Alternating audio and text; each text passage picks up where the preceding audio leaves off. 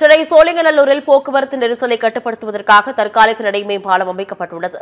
OMR சாலை மத்திய கைலாஷ் முதல் சிறுச்சேரி வரை சுமார் 20 கிலோமீட்டர் தொலைவில் மெட்ரோ ரயில் பணி நடைபெற்று வருகிறது. இங்கு போக்குவரத்து நெரிசலை தவிர்ப்பதற்காக போக்குவரத்து காவல்துறை சார்பில் சாலையோரம் ஆக்கிரமிப்பு கடைகளை அகற்றுவது போன்ற பல முயற்சிகள் மேற்கொள்ளப்பட்டு வருகிறது. அந்த வகையில் சோழிங்கநல்லூரில் தற்காலிக நடைமேம்பாலம் அமைக்கப்பட்டுள்ளது. இதனால் தற்போது போக்குவரத்து நெரிசல் குறைந்து விபத்துகள் தவிர்க்கப்பட்டுள்ளது.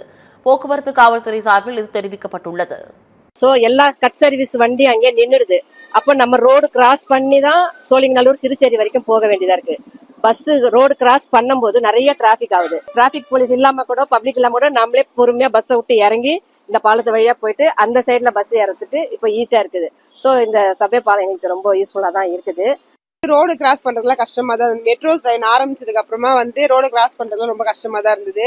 நம்ம கை போடலாம் வண்டியில நிறுத்த மாட்டாங்க. இப்ப இந்த இது போட்டதுக்கு அப்புறம் இந்த பிரிட்ஜ் போட்டதுக்கு அப்புறம் நல்லா தான் இருக்கு.